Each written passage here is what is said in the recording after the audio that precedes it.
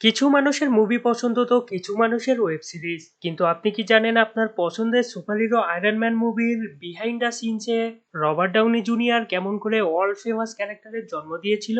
বা আপনার কি কোনো ধারণা আছে টাইটানিক মুভি কিভাবে শুট করা হয়েছিল? আজকের ভিডিওতে আপনি দেখতে চলেছেন কিছু আইকনিক মুভি আর ওয়েব সিরিজের ভিএফএক্স এবং বিহাইন্ড দ্য সিনস, যেগুলো না দেখলে আপনি সত্যিই অনেক কিছু মিস করবেন। তাই আপনার পছন্দের মুভি ক্লিপ দেখতে চাইলে ভিডিওটা 1 সেকেন্ডের জন্য স্কিপ করবেন না। Number 1, Squid Game. আপনি যদি স্কুইড গেমের ফ্যান হন তাহলে নিশ্চয়ই এই famous red light green light সিনটার কথা মনে আছে। দেখতে যতটা সিম্পল, বাস্তবে কিন্তু এই গেমটা ছিল ভয়ঙ্কর কঠিন। Red light green light game শুরু হওয়ার আগে যে পাহাড়ের দরজা খুলে মাঠটা রিভিল হয়, জানলে অবাক হবেন পুরো দৃশ্যটাই সিজিআই দিয়ে বানানো। আসলে এই গেমের শুটিং হয়েছিল একটা ওপেন মাঠে, যার চারপাশে ছিল বিশাল ব্লু ওয়াল, যাতে ভিএফএক্স টিম তাদের ম্যাজিক দেখাতে পারে। আর আপনি খেয়াল করলে দেখতে পাবেন শুটিং লোকেশনের পাশে রাস্তা থাকায় রাস্তা দিয়ে গাড়িও চলাচল করছে। Move on to season 2। এখানে ভিএফএক্স এবং সিজিআই ভরপুর ব্যবহার করা হয়েছে, কিন্তু আমাদের সবার ফেভারিট সিন রিঙ্গা রিঙ্গা গেমে কোনো ধরনের ভিএফএক্স ছাড়াই সম্পূর্ণ স্টেজ কাস্টম ভাবে বানানো হয়েছিল। এই জিনিসটা প্রমাণ করে শুধু কম্পিউটার না, বাস্তব ডিজাইনও স্কুইড গেমকে অসাধারণ করে তুলেছে। আর সেই পিগি ব্যাংকটার কথা মনে আছে? খেলোয়াড়দের টাকা জমা হতো যেটাই, আসলে এই জিনিসটা সেখানে কখনো ছিলই না, বরং এটা সিজিআই টিমের ম্যাজিক। এই টিমটা স্কুইড গেমকে শুধু একটা শো না, বরং একটা সিনেমেটিক মাস্টারপিসের রূপ দিয়েছে।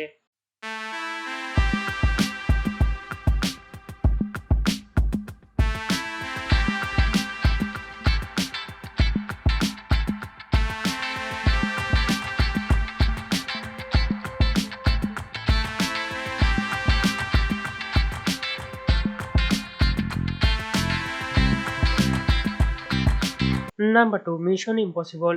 মিশন ইম্পসিবল মুভির অনেকগুলো পার্টস থাকলেও প্রতিটা মুভিতে টম ক্রুজ যেভাবে নিজেই স্ট্যান্ড করেন, সেটা এক কথায় পাগলামি। না কোনো স্ট্যান্ড ডাবল, না সিজিআই, সব একদম রিয়েল। তবে তার সবচেয়ে আইকনিক স্ট্যান্ড হলো mission impossible dead reckoning part 1 মুভির একটি অংশ, যেখানে টম ক্রুজ বাইক নিয়ে পাহাড় থেকে লাফ দিয়ে সরাসরি ট্রেনের উপরে ল্যান্ড করে।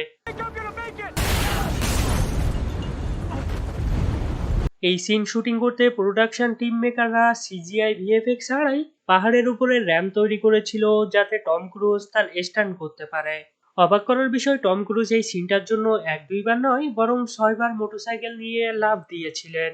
Mission impossible the final reckoning মুভিটি শুটিং করার সময় টম ক্রুজ 7500 ফিট উপরের হেলিকপ্টার থেকে লাফ দেন।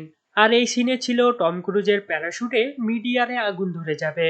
টম ক্রুজ এই স্টান্ট পারফেক্টলি করার জন্য 16 বার এমনটা করেছিলেন। আর প্যারাশুটে 16 বার আগুন ধরার কারণে তিনি most burning parachute jumps by an individual হিসেবে গিনিস ওয়ার্ল্ড রেকর্ডে নাম লেখান। টম ক্রুজের কাছে বয়স শুধুমাত্র একটা নাম্বার, তা না হলে 62-63 বছর বয়সে এমনটা কিভাবে সম্ভব?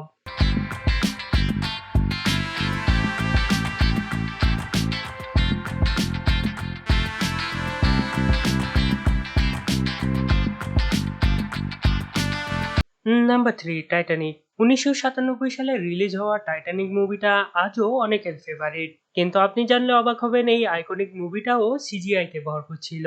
যেহেতু একটা মুভির জন্য তো আর টাইটানিক তৈরি করা সম্ভব না, তাই পুরো জাহাজ, আইসবার্গ, এমনকি অনেক সিনই সিজিআই এবং গ্রিন স্ক্রিন দিয়ে তৈরি করা হয়েছে। জ্যাক এবং রোজের যে ফেমাস পোজ আমরা জাহাজের সামনে দেখেছিলাম, সেটাও সম্পূর্ণ হয়েছে গ্রিন স্ক্রিনের মাধ্যমে। যে আইসবার্গে ধাক্কা লেগে টাইটানিক ডুবতে শুরু করে, সেই আইসও সিজিআই এর মাধ্যমে মুভি সিনে অ্যাড করা হয়েছিল।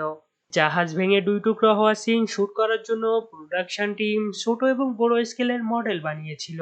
এরপর ভিএফএক্স দিয়ে এসব মডেলগুলোকে রিয়েল জাহাজের মতো মুভিতে দেখানো হয়। যেহেতু জাহাজ ভেঙে 2 টুকরো হওয়ার সময় সবাই নিচের দিকে পড়ছিল, আর এই সিনটার জন্য প্রোডাকশন টিম হাইড্রোলিক মেশিনের মাধ্যমে টাইটানিকের পিছনের মডেল উঁচু করে, যাতে অভিনেতারা রিয়েল ভাবে পড়ে যেতে পারে। আপনি জানলে অবাক হবেন, জ্যাক যখন ঠান্ডায় জমে যাচ্ছিল, সেই সিনটা আসলে শুট করা হয়েছিল সুইমিং পুলে।